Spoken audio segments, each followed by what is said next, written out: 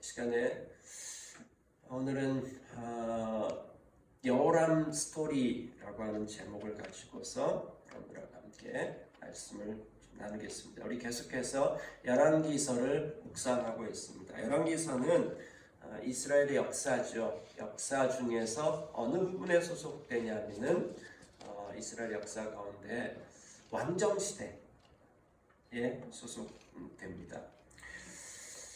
우리나라 조선왕조 500년 있죠. 조선왕조 500년인데 26명의 왕이 있었다라고 이야기합니다. 500년 동안 26명의 왕이 통치를 했습니다. 자, 이스라엘의 이 왕정 시대도 약 500년입니다. 약 500년 동안에 42명의 왕이 있었습니다. 물론 남북으로 분열돼 가지고 중복되기도 합니다. 남한국만 따지자면은 23명 정도. 우리나라 조선은 500년에 26명하고 비슷하다고 좀 볼 수 있습니다. 남북 합치면은 42명의 왕이 있었다고 봅니다. 자, 근데 이스라엘의 열왕기서의 구조를 봐보면은 우리 명확하게 좀 알 수 있습니다. 500년의 역사 가운데 열왕기서는 어디에다가 포커스를 맞췄느냐는 거예요. 여러분, 역사라고 하는 것은 지나간 일들에 대한 기록인데 이걸 누가 기록했느냐가 되게 중요합니다. 역사가의 관점, 모든 역사에는 관점이 들어 있습니다. 어떤 역사의 관점으로 지나간 일들이 기록되어졌는가 하는 것입니다. 그럼 이 열왕기서를 쓴 이 저자의 관점, 이 역사가의 관점은 무엇이었을까 하는 것이죠. 그럼 저 500년의 역사 가운데서 어느 부분을 강조하고 어느 부분을 중점적으로 요거를 봐라라고 하는지를 저 구조를 통해서 좀 볼 수 있습니다. 열왕기 상하로 구분되어져 있는데 원래 히브리 성경으로는 상하 구분이 없습니다. 그래서 우리가 구약 성경 이 39권인데 히브리어 성경으로는 타나크라고 해가지고 24권입니다. 24권. 선지서 12권도 한 권으로 되어져 있고요. 그 다음에 상하 그런 거 없습니다. 그러니까 열왕기서 하면은 47장 이렇게 47장으로 되어져 있는 것입니다. 근데 저 47장 중에 제일 중앙에 차지한 스토리가 무엇냐 하면은 아합 왕조에 대한 이야기입니다. 아합, 이세벨에 대한 이야기가 그 왕조 이야기가 딱 중앙에 기록이 되어져 있습니다. 그러면 저 기간이 얼마였는가 밑에 두 표를 좀 봐보시면요. 이제 아합 왕부터 시작해가지고 그 다음에 요람까지 이렇게 하면은 약 35년입니다. 약 35년. 그들이 다스린 통치 숫자하고 저 숫자가 좀 다릅니다. 왜냐하면요, 중복돼가지고 중간에 섭정 통치한 것이 있기 때문에 조금 이렇게 여호사밧이 25년 통치했다, 요람이 8년 통치했다, 그런 걸 다 합치면 저 숫자를 넘어버릴 수 있거든요. 그거는 이제 중복되어져서 그럴 수 있는 것입니다. 자, 어떻든지 간에 약 35년 정도 이렇게 통치를 35년 정도, 그러니까 500년 중에 35년의 포커스를 맞춰놨다는 거죠. 그럼 이건 무슨 의미일까요? 중요하다라고 하는 의미인 거죠. 나머지 다른 몇백 년의 기간은 한 장 내지는 그냥 몇 절로 그냥 지나쳐 갔어요. 그런데 저 35년의 이야기는 굉장히 자세하게 기록하고 있다는 거죠. 왜 그럴까요? 거기 이유가 있다는 것입니다. 전체 47장 중에 18장이 저 아합 왕조에 대한 이야기입니다. 그 아합 왕조의 를 봐보면은 아하방, 그 다음에 첫째 아들 아하시야, 둘째 아들 여호람, 예, 이 전부입니다. 근데 아하시야는 등극하자마자 자기 집에서 난간에서 떨어져 가지고 금방 죽습니다. 그래서 별 존재감이 없고요. 그래서 주로 아하방과 둘째 아들 여호람에 대한 이야기입니다. 이것이 약 35년 정도 이렇게 됩니다. 그다음에 저 기간 동안에 이제 아합 왕조인데 우리 지난주에 이세벨 스피릿에 대해서 이야기했습니다. 이세벨의 영향권 아래 있습니다. 좀 이따 보면 알겠지만은 북이스라엘만이 아니라 남쪽 유다도 그와 같은 영향을 받았습니다. 그다음에 저 기간 동안에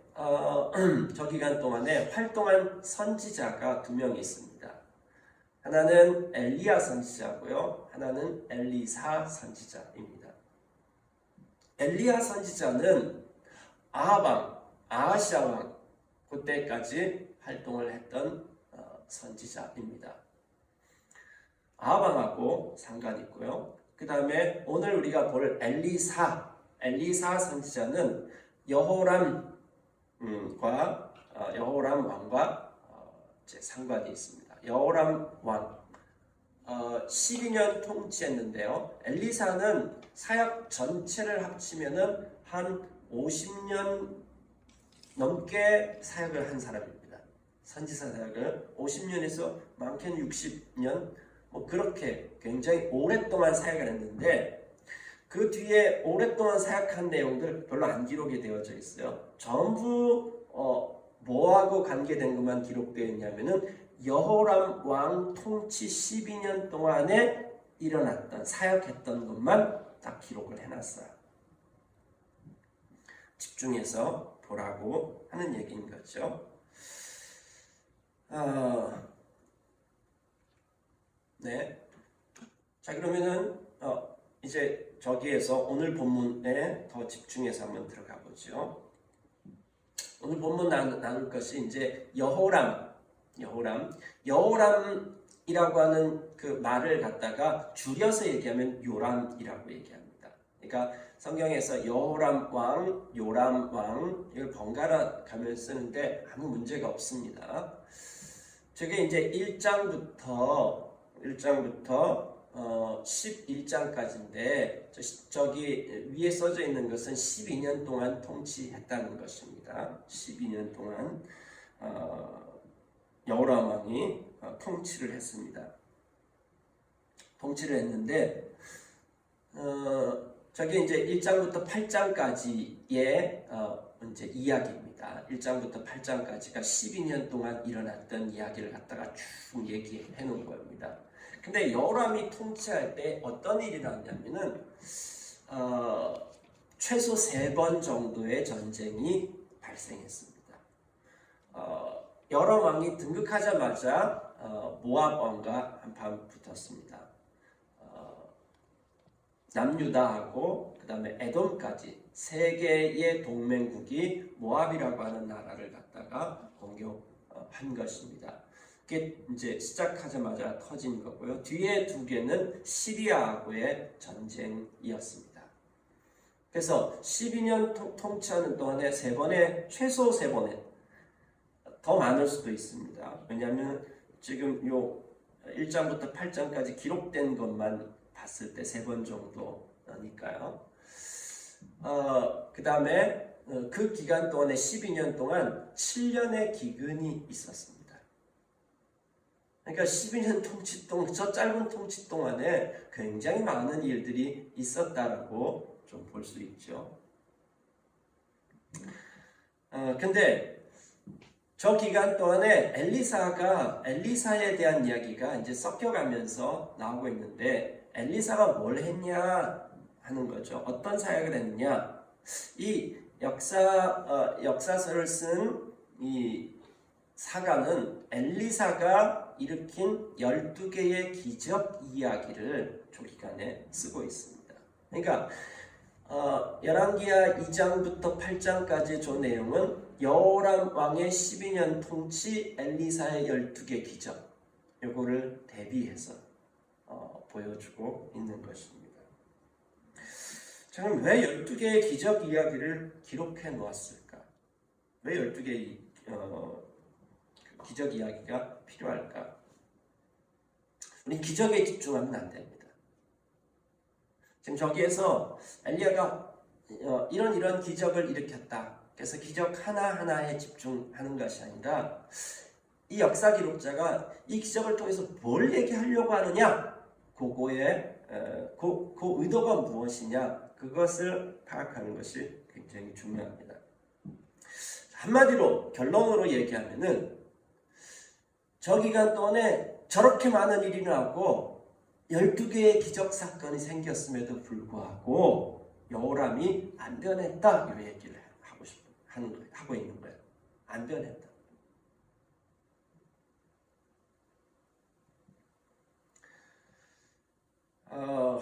아주 슬픈 이야기가 펼쳐질 것입니다.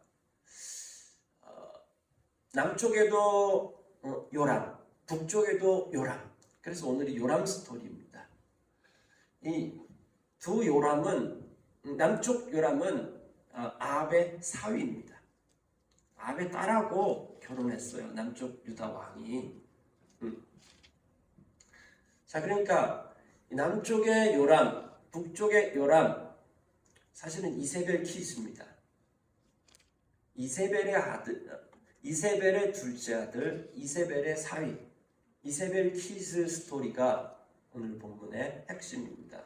그들에게 이렇게 많은 기적이 일어났고 이렇게 많은 사건 사고가 일어났어. 그런데 안 변했다. 도대체 왜 안 변했고 그럼 뭘 어떻게 변할 수 있을까? 이스라엘의 역사의 핵심에다가 딱 저거를 두면서 이세벨의 영은 이세벨 스피릿은 우리 지난주에 얘기했던 것처럼 신약교회에서도 발견되는 것을 좀 볼 수 있습니다. 끊임없이 계속해서 이세벨 스피릿이 있는 것입니다. 저 이세벨 스피릿이 역사에 딱 한 번 있는 것이 아니라 이세벨은 다시 태어날 수 없지만은 이세벨 스피릿은 계속해서 역사 가운데 패턴이 반복되어지고 있고 이와 같은 이세벨 스피릿이 판치는 가운데 이세벨 키즈가 돼가지고 살아가는 그러면은 결국 아무것도 남지 않아요. 하나님의 심판 가운데 있을 것입니다. 근데 저 가운데서 어떻게 엘리야하고 엘리사가 사역을 했고 그래서 결국 어떤 일들이 일어났는가 이것을 비교해서 보여주고 있는 것입니다. 자, 오늘 본문 말씀 우리 같이 한번 교독해서 읽도록 하겠습니다. 엘리사가 이전에 한 여인의 죽은 아들을 살려준 일이 있었는데 그 아이의 어머니에게 이렇게 말했다.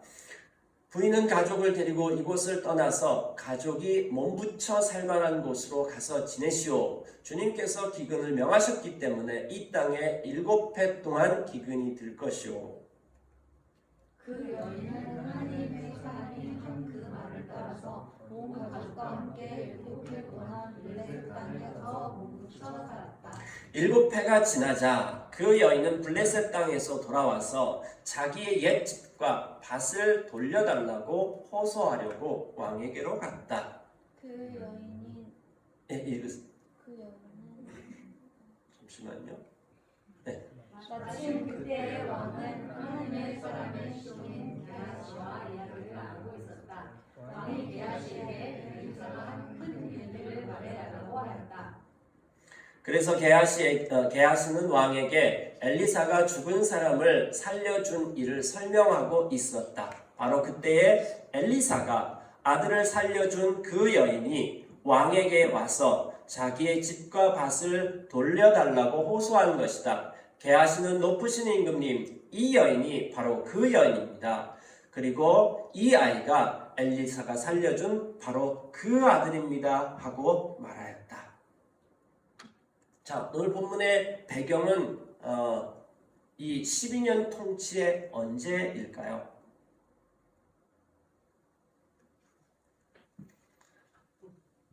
앞부분이요.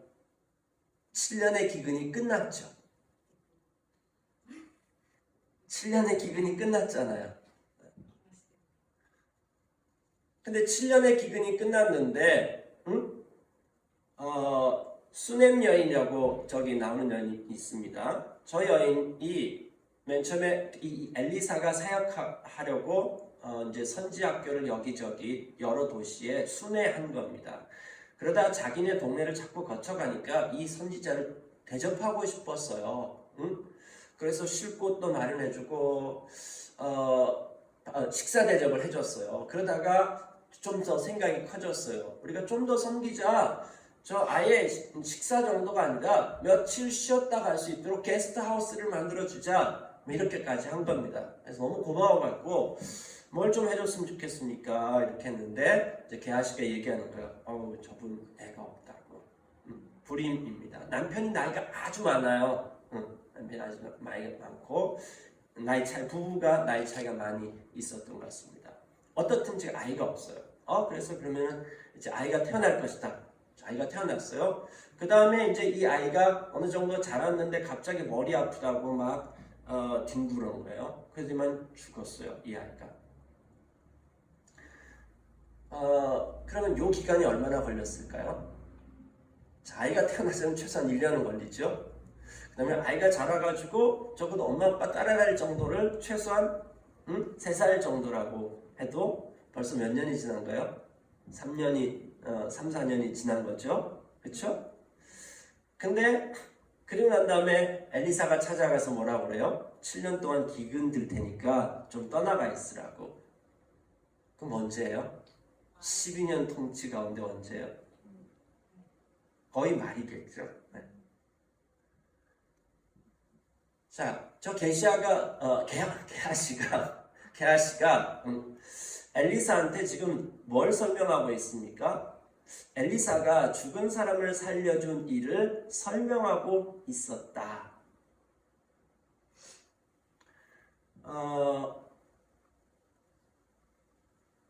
4절에 봐보니까 하나님의 사람의 시종인 게하시가 엘리사가 한 큰 일들을 말해달라고 부른 거죠. 불러가지고 얘기를 하고 있었던 것입니다. 자, 그래서 이 본문에서 우리가 뭘 발견할 수 있어요? 지금 이 여호람은 엘리사가 한 큰 일들을 엘리사의 시종인 게하시를 통해서 듣고 있는 거죠. 자, 그러면은 그 내용이 뭘까요? 엘리사의 12개의 기적 이야기를 들었을 것입니다. 2장부터 7장까지에 일어났던 그 12가지의 기적 이야기를 들었을 것입니다. 기적 이야기 우리 잠깐 살펴볼까요? 자, 첫 번째는 이제 그 스승이 이제 하늘로 올라갔어요. 엘리야가 올라갔어요. 그 다음에 엘리야가 올라가고 난 다음에 그 요단강 저 건너가서 올라가셨네, 이분이. 그러니까 건너갔다가 다시 돌아와야 되는데 어떻게 돌아오지? 가기 전에는 엘리야가 옷으로 쳤나요? 그러니까 요단강을 딱 갈라가지고 건너갔어요. 근데 선생님 갔어요? 돌아올 때는 배도 없고 어떻게 돌아와야 돼요? 근데 엘리사가 엘리야한테 겉옷을 받았어요. 이 겉옷을 받는다라고 하는 의미는 뭐냐면은 스승의 자리, 어떤 권위 이런 것들을 갖다가 후계 계승한다라고 하는 의미를 갖고 있거든요. 그래서 엘리사가 아까 엘리야가 했던 그 기적을 자기도 행하면서 돌아오는 거죠. 요단강 갈라갖고 돌아왔어요. 여러분, 성경에서 요단강이 갈라진 게 몇 번이었을까요? 자, 맨 처음 이스라엘 백성들이 출애굽할 때 들어올 때 요단강 한번 갈라졌었죠. 그렇죠? 그 다음에 여기 또 요단강 갈라진 이야기가 나오고 있습니다. 갈 때 한 번, 올 때 한 번. 이렇게 요단강 갈라진 이야기가 나오고 있습니다. 그 다음에 또 신약 성경에 보면은 말라기서에 이렇게 예언해 있죠. 메시아가 오기 전에 엘리야가 먼저 올 것이다. 세례 요한이 엘리야가 승천했던 그 장소에서 엘리야의 사역을 한다고 일어나서 사람들한테 선포를 했습니다. 자, 그때 예수님께서 요단강에 와서 세례를 받으셔요. 그 왜 세례를 받으셨을까? 예수님이 세례 받아야 될 필요가 왜 있었을까요? 요단강에 온다라고 하는 것, 그래서 출애굽해서 요단강을 통해서 들어간 그 사건은 뭐냐면은 이스라엘 백성들이 이 약속의 땅으로 들어오는 거예요. 근데 요단강을 건너가서 들어온 거예요. 그래서 요단강을 건너가는 이야기는 초심으로 돌아가는 이야기입니다. 이스라엘의 이들이 사명을 잃어버리고, 그 다음에 자기들의 존재가 정체성이 무엇인지 모르고, 그런 것에 대해서 다시금 돌아가는 것, 반복해서 초심으로 돌아가는 것. 이것이 요단강이 주는 의미입니다. 그래서 요단강을 갈랐어요. 이스라엘 민족이 지금 본질로 초심으로 다시 돌아가야 될 정도로 심각하게 망가져 있는 것을 얘기해주고 있는 것이고요. 그 다음에 두 번째 기적은 뭐냐면은 이제 여리고에 갔더니 물이 안 좋아. 물 근원이 오염됐어요. 뭔가 안 좋은 것들이 섞여져 있어요. 그래서 아이도 못 낳게 되고 낙태하게 되고 또 사람들이 죽는 일들까지 생겼어요. 그것을 어떻게 깨끗하게 고쳤습니다. 물 근원을 깨끗하게 고쳐가지고 그 도시 사람들이 식수로 사용할 수 있도록 수원지를 깨끗하게 한 것입니다. 이스라엘의 지금 상태가 오염된 상태인 거죠. 어떻게 하면 이스라엘의 계속해서 이세벨의 영에 의해서 하나님 아닌 다른 것들을 섬기고, 그래서 이스라엘의 영적 상태가 심각하게 오염되어져 있는 것, 그것을 또 보여주고 있고요. 세 번째는 베델이라고 하는 곳으로 갔는데 42명의 청년들이 나옵니다. 베델 근처에 이 엘리사가 갔는데 42명이면 완전 이건 떼거지로 몰려든 거 아니에요. 거기 아이들이라고 되어 있는데 아이들이라고 하기보다는 15살에서 40살 정도의 그 나이를 갖다가 좀 그런 단어로 표현하는 것입니다. 그래서 저때의 그 아이들이 지금 우리 초등학교 1, 2학년 그 아이들이 아닌 것입니다. 그러니까 42명의 청년들이 나와서 뭐라고 놀려대냐면요, 대머리야 올라가라, 대머리야 올라가라, 이렇게 한 것입니다. 저 42명이 굉장히 천진난만하게 했을까요? 그렇지 않았을 것입니다. 42명이 한 명을 둘러싸고 그렇게 소리를 질러대는 것이죠. 왜 그랬을까요? 그리고 그 뜻은 무슨 의미였을까요? 자, 대머리라고 하는 것은 사실은 외모 비하를 한 것입니다. 엘리사가 조금 대머리, 그렇게 그 외모였습니다. 그 다음에 올라가라, 이거 하는 것은 좀 꺼져라, 이런 표현도 되지만은 그의 스승인 엘리야가 승천했다, 하늘로 올라갔다. 사람들은 안 믿는 거야. 야, 니네 스승 올라갔다며. 그러니까 너도 제발 좀 꺼져줄래? 이런 조롱하는 것입니다. 자, 이 말은 뭘 표현하냐면 이스라엘의 영적인 분위기를 얘기해 주는 거야. 이스라엘이 하나님의 말씀의 대언자인 예언자를 대하는 태도, 이거는 곧 하나님 말씀을 대하는 태도거든요. 하나님 말씀 꺼져주세요, 이런 거죠. 교회 꺼져주세요, 이런 분위기를 보여주는 것이 베델의 42명의 청년들이 그렇게 저주했다가 곰 2마리한테 심판받게 되어지는 그 사건입니다. 네 번째는 암몬과 전쟁을 한 거예요. 세 나라하고 연합해가지고 여기를 어떻게 칠까?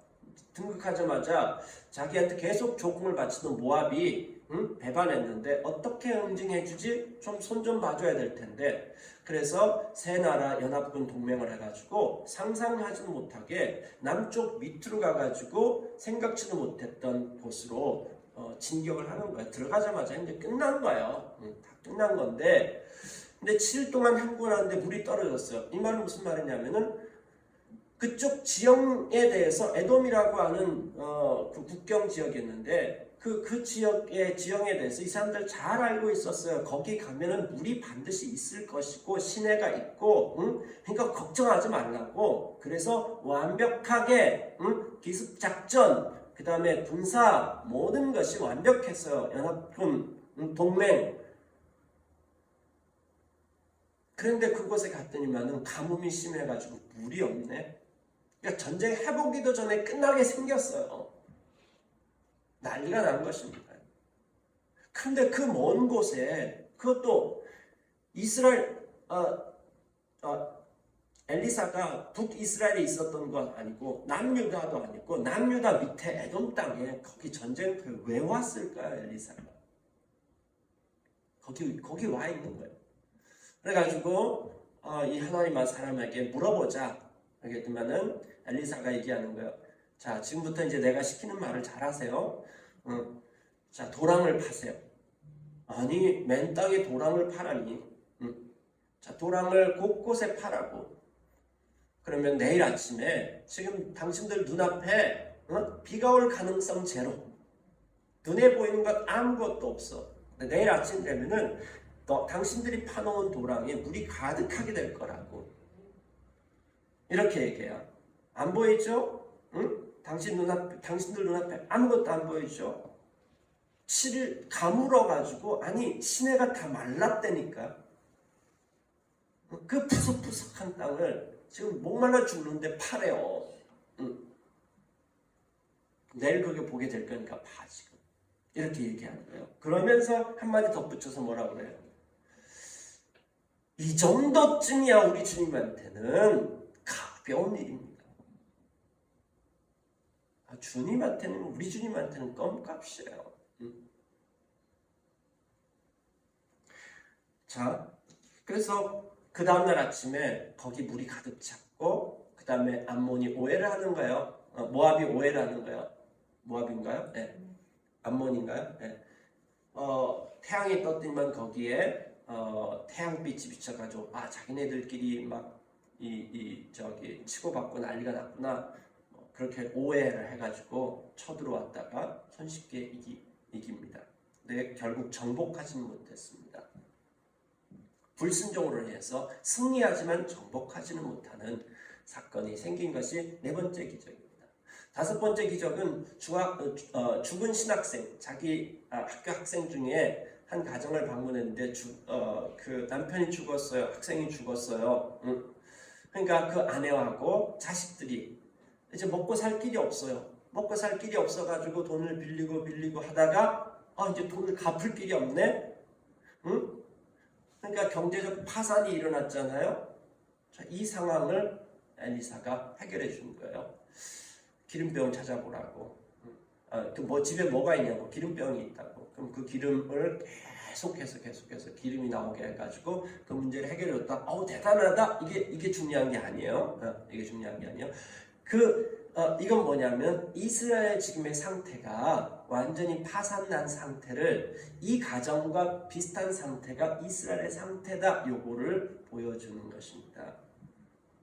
그 다음에 여섯 번째는 수냄 여인. 아까 얘기했죠. 그 아이가 태어나게 하고 그 다음에 죽은 아이가 살도록 그렇게 만든 거고요. 일곱 번째는 이때 벌써 기근이 있었습니다. 그러니까 신학생들도 신학교가 4개의 신학교가 있었는데 이 신학교도 직격탄을 맞죠. 그래서 먹을 게 없어가지고 밖에 나가가지고 막 풀 아무거나 막 뜯어가지고 했는데 아마도 먹지 못할 거를 누가 뜯어와가지고 집어넣었나 봐요. 그래서 딱 봐보니까 이 솥 안에 탕을 끓였는데 국을 끓였는데 독이 가득했어요. 이거 어떻게 하면 좋습니까? 그랬더니만 저기 뭐 밀가루 갖고 오라고 해서 밀가루 뿌렸더니만은 맛있게 먹었다더라 뭐는 이런 얘기입니다. 독이 든 탕을 이 국을 해독시킨 그 기적. 그 다음에 또 신학교에 어떤 사람이 보리떡 20개하고 그 다음에 채소 한 절, 이게 되게 귀중했겠죠. 기근에 그거를 함께 나눈 것입니다. 저희 교회도 이번 주에 어느 분이 쌀을 한 가마니 갖다 놨더라고요. 올해 곡식 지어가지고 나온 햇곡식인데 작은 교회들에게 나눠주고 있다고. 근데 그분이 어떤 한 분이 하시는 것 같아요. 권사님이신데 성함은 안 밝히시더라고요. 그러면서 저도 모르게 놓고 가셨어요. 네, 근데 그런 분들이 있는 거죠. 여기도 그랬던 것 같아요. 그래서 그걸 놓고 간 것입니다. 근데 보리떡 20개와 채소 한 자루, 저거를 100명이 먹었어요. 100명이 먹고 남았어요. 예수님의 오병이, 구약판 오병이었죠. 네, 그와 같은 일들이 일어나는 것입니다. 기근에 대한 것들이 해결하는 것. 그 다음에요, 이제 9번째는 나병 환자 나만 장군. 나만 장군은 시리아 왕이에요. 시리아의 장군이에요. 적장이죠, 적장. 적장인데 그가 가지고 있는 것들이 어마어마한데, 그런데 이 적장이 이제 나병에 걸린 거죠. 나병이라고 하는 것은 악성 피부병인 것이죠. 우리나라 말로는 이 나자가 문둥병 나자예요. 네.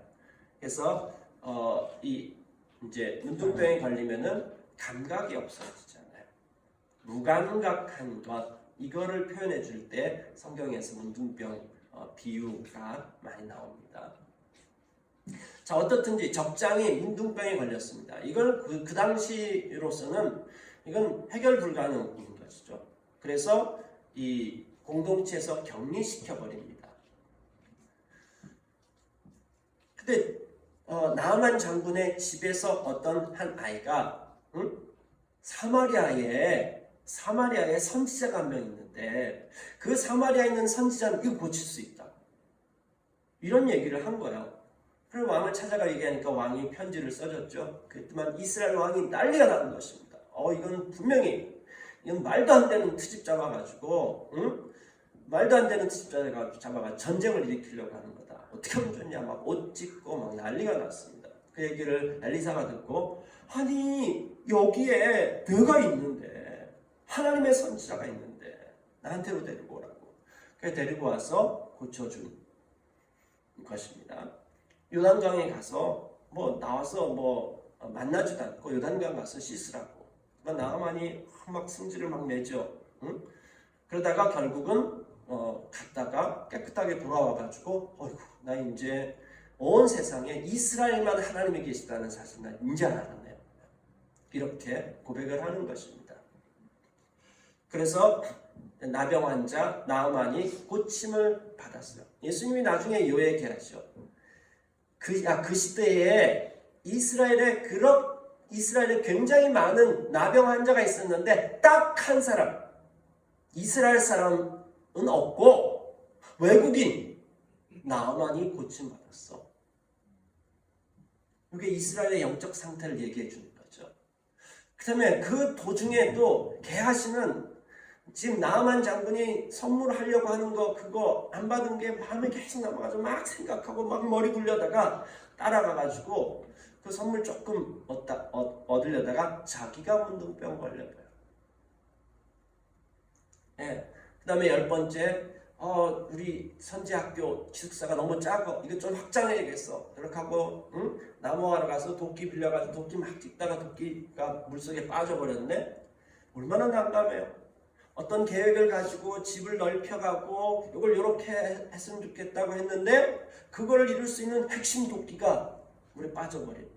지금 이스라엘의 상태가 그런 거예요. 나라를 확장하고 있고 더 잘 살고 더 강한 나라를 세우려고 했는데 응?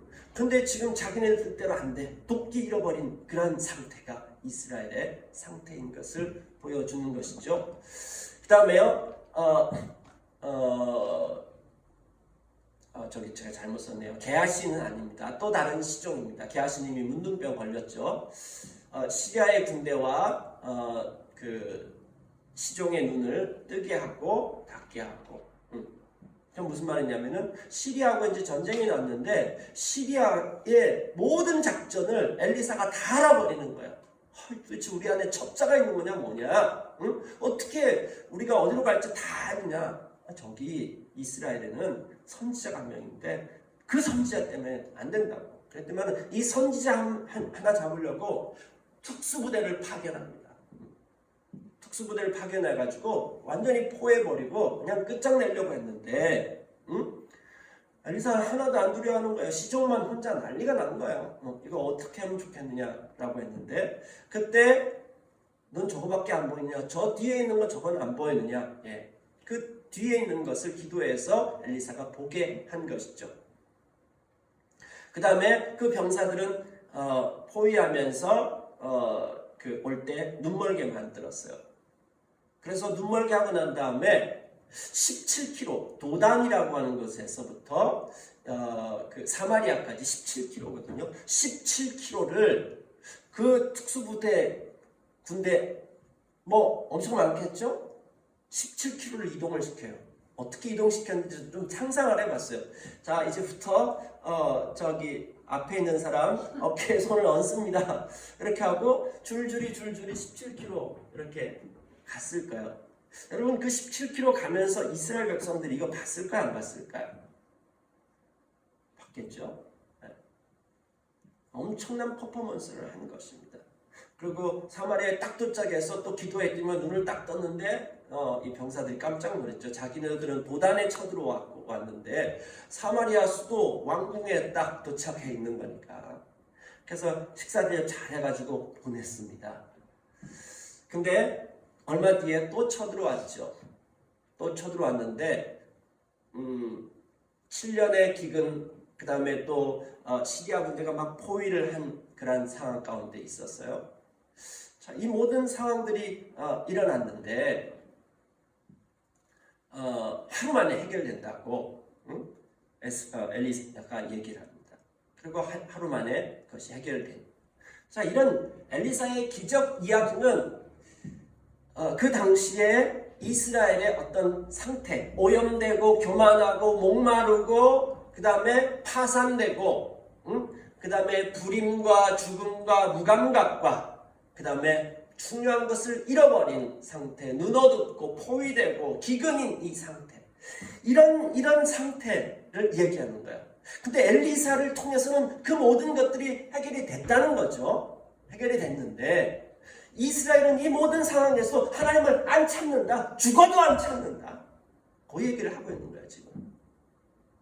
아니 이스라엘에 하나님이 있고 하나님의 선지자도 있고 심지어 다른 나라에서도 그것을 부러워하면서 여기 안에 들어와가지고 그걸 경험하고 돌아가는데 이스라엘 안에서는 왕도 백성도 하나님 안 찾아. 말씀 무시해. 그래서 막 무감각해져 있어. 심지어 선지자를 그 엘리사의 시종이었던, 그래서 기적을 수도 없이 봐왔던 이 게하시마저도 딴 생각하고 있어. 이게 그 당시에 어떤 형편이었습니다. 자, 이런 얘기를 지금 게하시한테 쭉 얘기를 듣고 있었어요. 근데 이 게하시는 어떻게 된 걸까요? 문둥병에 걸렸잖아요. 응? 문둥병에 걸렸는데 저 게하시가 어떻게 됐을까? 저 게하시하고 지금 왕하고 지금 왕한테 이야기를 하고 있는데 저게 무슨 얘기지? 응? 자, 7장 3절부터 11절 봐보면은 시리아 군대가 왔었을 때 그때 기근이 막 심했고 그 다음에 문둥병자들은 그 성 안에 못 살아요. 다 추방시켜 버립니다. 성 바깥으로. 이게 전염이 되는 병이었다라고 생각을 해가지고 이렇게 격리를 시켰어요. 그래서 성 밖에서 살았단 말이에요. 성 밖에서 사는데 기근이에요. 그 다음에 또 시리아 군대가 와서 포위를 했어요. 그러니까 더더욱 먹을 것도 없고 이제 죽기 살기로 자 시리아 군대에 가면 최소한 먹을 거 있으니까 거기 가서 먹을 거 구해보자. 뭐 최소한 죽기밖에 더 하겠냐? 이러면서 갔는데 시리아 군대가 하룻밤 만에 다 도망가 버렸어요. 황혼역에 다 도망가 버렸어요. 그걸 막 발견하고 난 다음에 막 정신없이 거기에 있는 거 먹을거리 막 갖다 놓고 돈, 뭐 옷 같은 거 숨겨놓고 막 하다가 잠깐만 회개가 일어나요. 우리 이러면 안 돼. 우리 이러면 안 돼. 지금 이 일들에 대해서 지금 성 안에 사람들이 막 인육을 먹고 있고 그런 일들이 벌어지고 있는데 이거 우리만 알고 내일 아침 될 때까지 해 뜰 때까지 얘기하시면 안 돼. 밤중에 회개하고 돌이키고 가서 밤중에 이 사건을 이야기합니다. 그것이 바로 4명의 이 나병 환자인데 이 4명의 나병 환자 중에 한 명이 아마도 게하시가 아니었을까.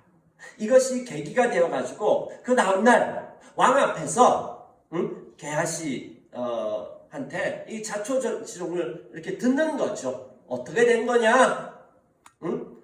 이 게하시가 문둥병에 나았는지 회개를 통해서 나았는지 안 나았는지 잘 모르겠습니다. 그냥 바라기는 나았을 것이다라고 저는 바랍니다. 어떻든지 간에 왕 앞에서 문둥병이 깨끗해졌으니까 왕 앞에서 저렇게 하겠죠. 왕 앞에서 간증하고 있는 거죠. 나한테 무슨 일이 일어난 줄 아십니까? 그리고 이 엘리야를 통해서 어떤 일이 일어난지 아십니까? 당신이 직접 경험한 일도 있고 직접 경험하지 않은 일들까지도 세세하게 그 기적 얘기를 쫙 얘기해 주는 것입니다. 그리고 이 수냄 여인의 애하고 그 수냄 여인의 이야기를 막 해주고 있는 그 찰나에 7년 기근이 끝나가지고 그 여인이 이 왕궁에 딱 들어왔으니까 뭐 타이밍 기가 막힌 거죠. 뭐 깜짝 놀랐을 것입니다. 드라마틱한 요소를 갖다가 한번 빵 때려주는 거죠. 막 그 얘기를 하고 있는데 딱 들어왔어. 소름 끼치는 거죠. 지금 게하시가 앞에서 지금 이렇게 하고 있는데 너 진짜 문둥병을 엉뚱 맞아? 응? 지금 하룻밤 사이에 어마어마한 일들이 막 벌어진 겁니다. 자, 이런 일들을 여러분이 듣고 경험했으면 여러분은 어떻게 반응해야지 반응해야 될까요? 어떤 반응이 나와야지 맞는 거죠? 자, 이것뿐만이 아닙니다. 여러분, 여호람하고 똑같은 이름을 가지고 있는 남쪽 유다의 왕이 여호람입니다. 이름이 같을 뿐입니다. 근데 아합 왕의 사위입니다. 그러니까 여호람하고 여호람은 무슨 사이일까요?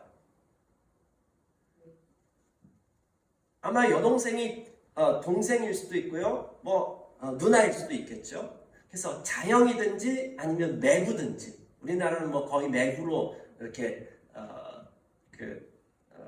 얘기하죠. 있죠. 둘 사이는 이 매부인 것이죠. 근데 저 두 사람 다 이세벨 키즈예요. 이세벨 키즈. 근데 저 남쪽 유다의 여호람은 8년 동안 다스렸대요. 그러니까 여호람 12년 동안 그 12년 안에 속하는 거죠. 그렇죠?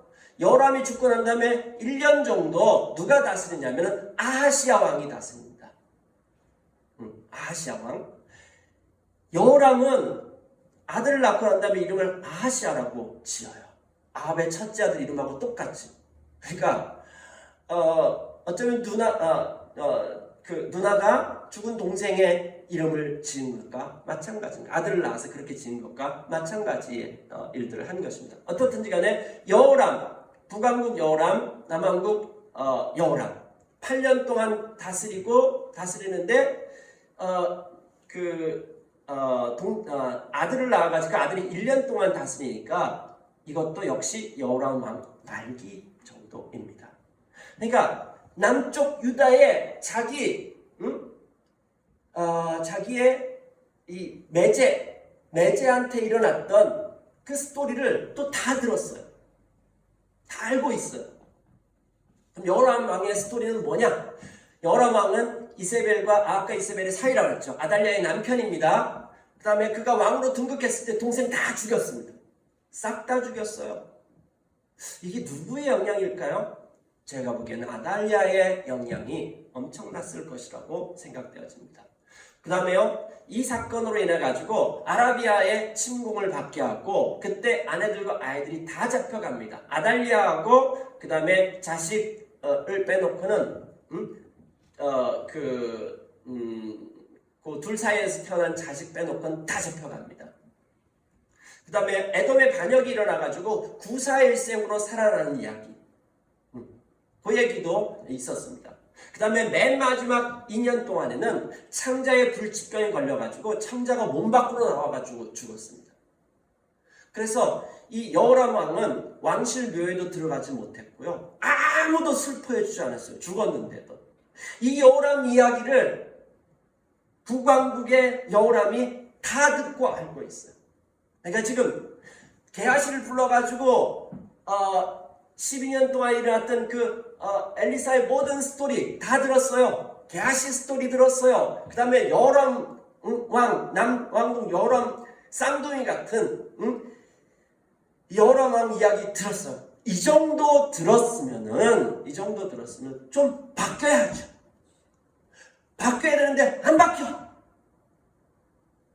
도대체 얼마를 더 해야지 하나님 말씀 앞에 반응하고 바뀔 것인가 하는 것이죠. 안 바뀌더라라고 하는 거죠. 안 바뀌었다. 그 얘기를 우리가 지난 한 주간 동안에 이렇게 말씀을 묵상한 것이다.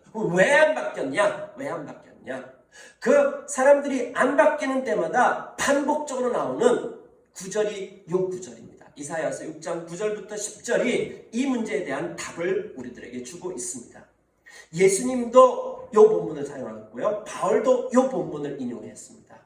전부 안 바뀌는 상황에, 안 바뀌는 그 어떤 영적 상황에 대해서 그 이유를 요것이라고 이야기하고 있습니다. 저 내용이 뭐냐면요. 보면 너는 가서 이 백성에게 너희가 듣기는 늘 들으라 그러나 깨닫지 못한다. 너희가 보기는 늘 보아라 그러나 알지는 못한다. 너는 이 백성의 마음을 둔하게 하라. 그의 귀가 막히고 그의 눈이 감기게 하여라. 그래서 그들이 볼 수 없고 들을 수 없고 마음으로 깨달을 수 없게 하여라. 무슨 말이냐면요. 그냥 간단하게 조금 여기 지금 빗고 와서 얘기한 거거든요. 간단하게 얘기하면은 안 보이고 안 들린다라고 하는 거예요. 왜냐하면은 마음의 문을 닫아놨기 때문에 안 보이고 안 들린다라고 하는 거예요. 더 쉽게 얘기하면요. 안 듣기로 작정하는 거예요. 안 보기로 작정하는 거예요. 왜? 마음속에 딴 생각하고 있기 때문에, 마음에 다른 것으로 가득 차 있기 때문에, 자기 생각으로 가득 차 있기 때문에, 지금 하나님에 대한 건 마음에 없어.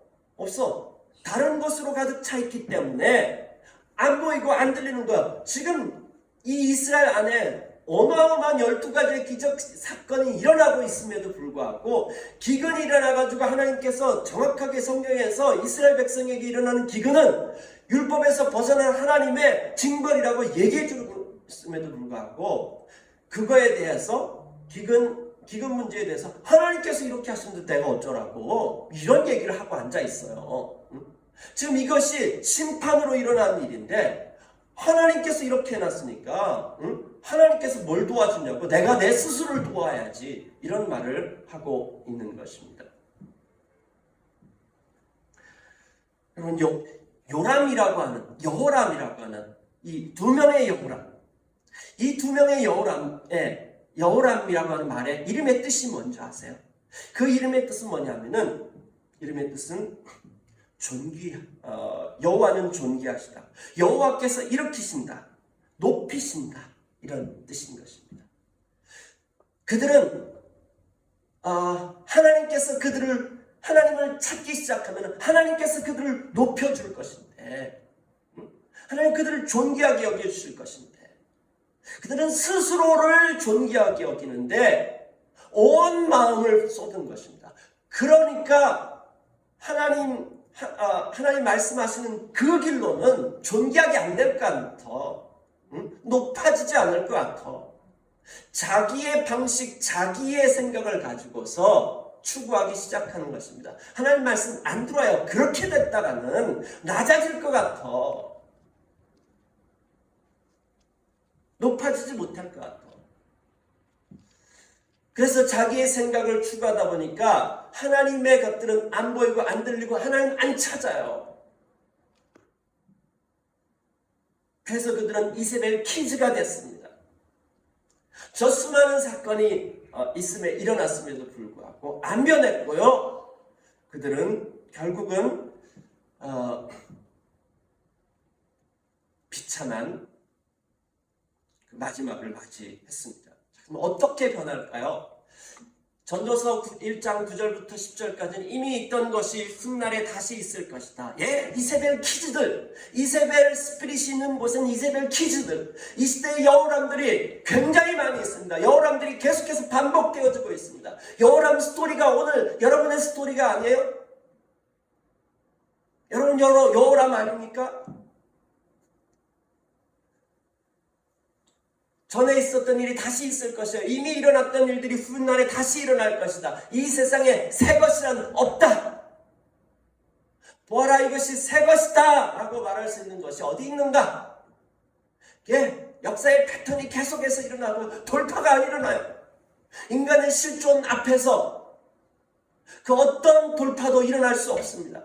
좀 더 나아지고 좀 더 환경이 바뀌어지는 그 정도 일어날 수 있겠지만은 그 본질적인 문제 자체가 해결되지 않아요. 새로운 것이 없습니다.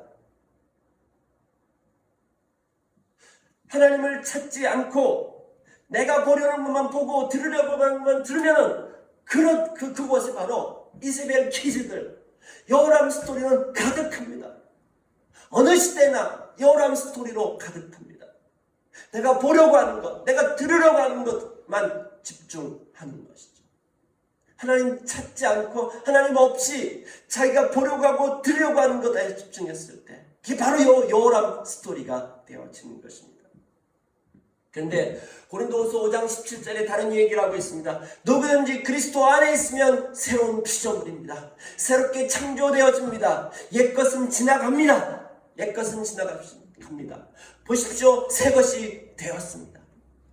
어디에서 새로운 사건이 일어나고 있습니까? 어디에서 여호람이 이세벨 키즈에서 진정한 여호람으로 바뀌어지는 일이 일어납니까? 그리스도 안에 있으면요, 그분의 통치 아래에 있으면요, 그분을 찾기 시작하면요, 그분을 만나고 그분을 경험하기 시작하면요, 엘리사에게 일어났던 그 모든 일들이 우리들의 인생 가운데 일어나기 시작하고, 내가 생각하고 내가 듣고 싶은 것 듣는 것이 아니라 내가 생각과 나의 어떠함을 내려놓고 하나님 말씀 앞에 집중하고 순종하기 시작하면요, 그래서 십자가를 지고 겸손하게 따라가기 시작하면요, 낮아지기 시작하면요, 그때 하나님께서는 그 십자가에 못 박히신 예수님을 높이셨습니다. 온 열방의 주가 되도록 그렇게 만드셨습니다.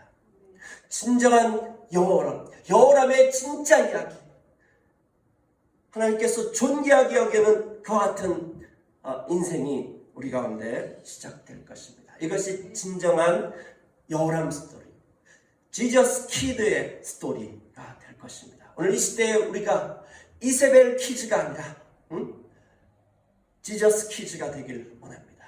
이 시대에 진정한 여호람이 되길 원합니다. 하나님께서 높여주시고 하나님께서 일으켜주시는 그와 같은 인생, 이세벨의 영이 판치고 있는 가운데 전혀 다른 삶으로 우리가 살아갔으면 좋겠습니다. 함께 기도하시겠습니다.